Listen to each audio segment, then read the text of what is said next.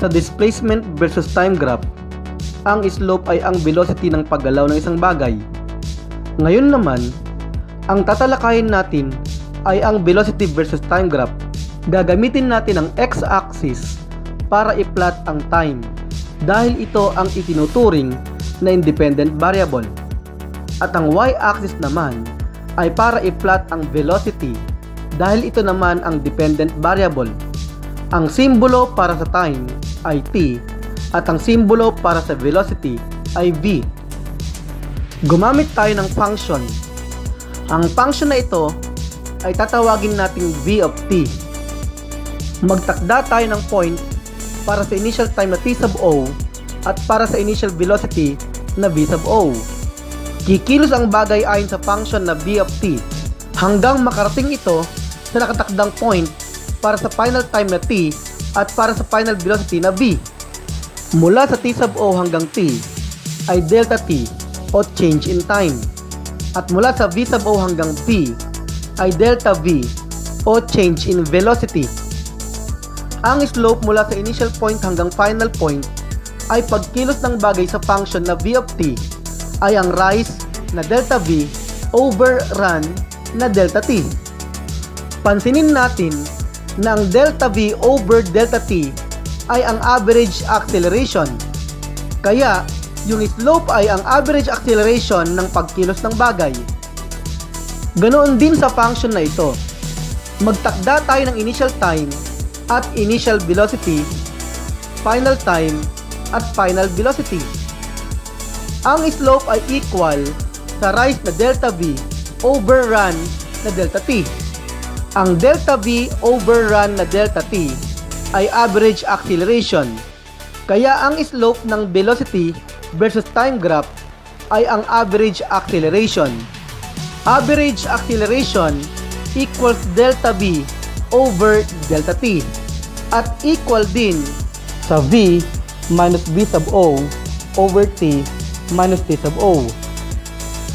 Halimbawa, a tricycle is moving to the right along a straight road. The driver puts on the brakes. If the initial velocity is 10.0 meter per second and it takes 3.0 seconds to slow down to 2.0 meter per second, what was the tricycle's average acceleration?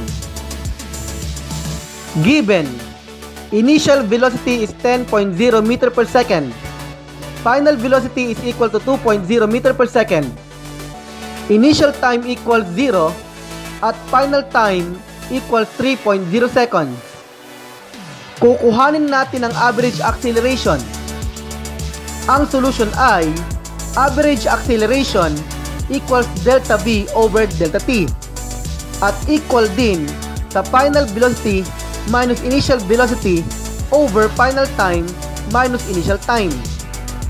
By direct substitution, average acceleration is equal to 2.0 meter per second minus 10.0 meter per second over 3.0 seconds minus 0 equals negative 8.0 meter per second over 3.0 seconds. At yan ay equal sa negative 2.7 meter per second squared. Ngayon naman, ay kuhanin natin ang acceleration sa partikular na oras o sa partikular na lokasyon. Ito ay acceleration sa kahit anong saglit na panahon sa kasalukuyang oras o sa kasalukuyang lugar. Gamitin natin ang posisyon na ito sa function na v of t.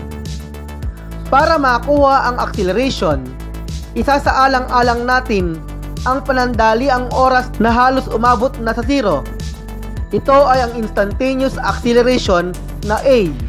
At ito ay ang slope sa sobrang liit na panahon. Para magawa ito, ang kukunin nating slope ay ang slope ng tangent line na dadaan sa itinakdang point. Kaya, ang instantaneous acceleration ay equal sa limit where delta t approaches 0 of delta v over delta t. At ito ay equal sa dv over dt. Kaya, ang instantaneous acceleration ay ang slope ng tangential line sa itinakdang mga posisyon, na kung saan ang time ay sobrang liit na halos umabot sa 0. Ito ay ang first derivative ng velocity as a function of time. A equals limit where delta t approaches 0 of delta b over delta t of dx over dt. At ito ang second derivative ng displacement as a function of time.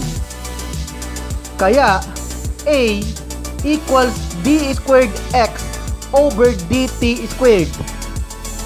Halimbawa, Sir Chris travels with his tricycle in a displacement varied in time as x of t equals 1.0 plus 2.0 meter per second times t minus 3.0 meter per second squared times t squared, where x is in meters and t is in seconds. Calculate his instantaneous acceleration at time equals 2.0 seconds. Ang displacement function of time ay 1.0 plus 2.0 meter per second t minus 3.0 meter per second squared t squared. Ang instantaneous acceleration ay first derivative ng velocity as a function of time, at yan ay dv over dt. At second derivative ng displacement as a function of time, at yan ay d squared x over dt squared. Ang first derivative ng displacement as a function of time ay ang velocity as a function of time. At ito ay equal sa first derivative of x of t equals 2.0 meter per second minus 2 times 3.0 meter per second squared t. At ang second derivative ay equal sa 6.0 meter per second squared. Ang instantaneous acceleration ay 6.0 meter per second squared. Balikan natin ang velocity versus time graph. Kapag ang velocity ay constant, magkakapantay ang velocity mula sa initial hanggang final position sa kahit anong value ng time. Magbabago ang value ng time mula sa t sub o hanggang t. Subalit ang velocity ay hindi magbabago ng value. Ang pagbabago ng value ng time ay delta t. Kung kukuhanin natin ang area under the graph, ito ay height na average velocity times width na change in time. Area equals v times delta t. Pansinin natin na ito ay ang delta x o change in displacement.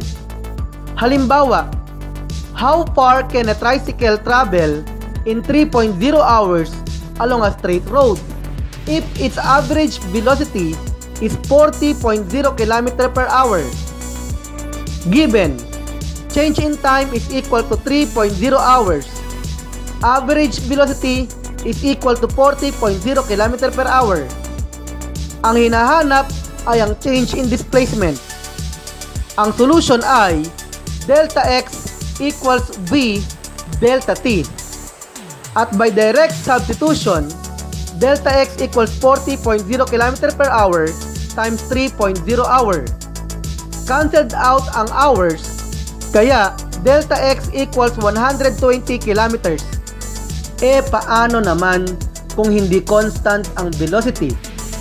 Balikan natin ang function na v of t. Tapos, magtakda tayo ng point para sa initial position at final position.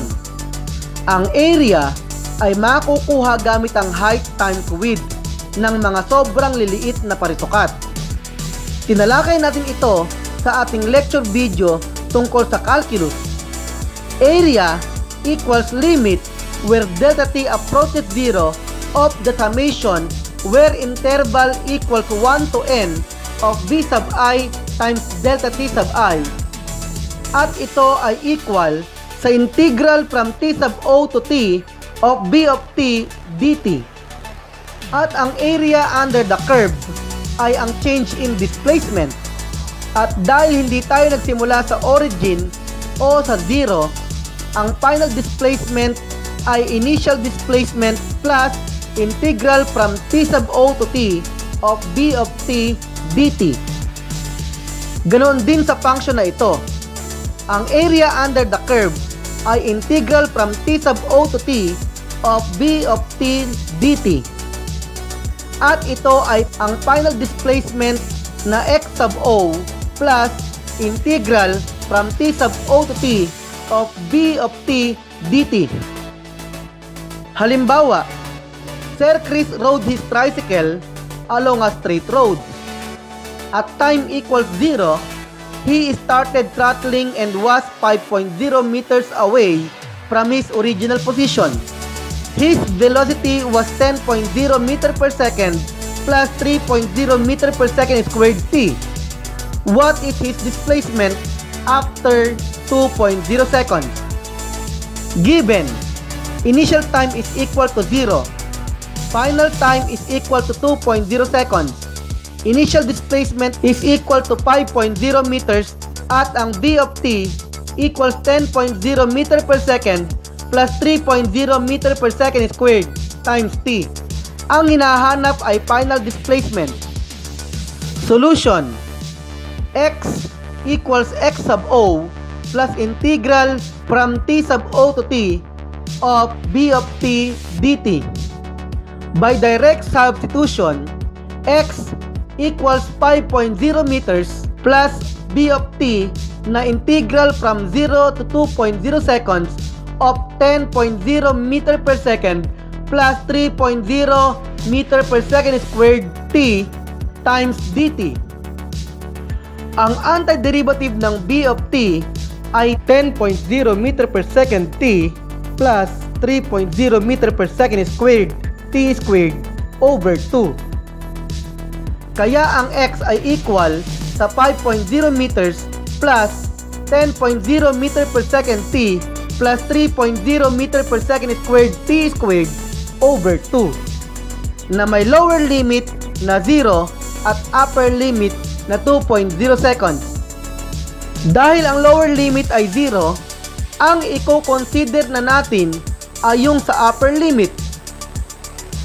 Isa-substitute natin yung upper limit na 2.0 seconds. Kaya, x equals 5.0 meters plus 10.0 meter per second times 2.0 seconds plus 3.0 meter per second squared times 2.0 seconds squared over 2. Cancelled out ang second. At ang 10.0 times 2.0 ay 20.0. At ang 2.0 second squared ay 4.0 second squared. Kaya, x equals 5.0 meters plus 20.0 meters plus 3.0 meter per second squared times 4.0 second squared over 2. Cancelled out ang second squared. At ang 3.0 times 4.0 ay 12.0 meters. At ang 5.0 meters plus 20.0 meters ay 25.0 meters. Kaya, x equals 25.0 meters plus 12.0 meters over 2. Ang 12.0 meters over 2 ay 6.0 meters. X equals 25.0 meters plus 6.0 meters at yan ay 31 meters. Ang final displacement ay 31 meters.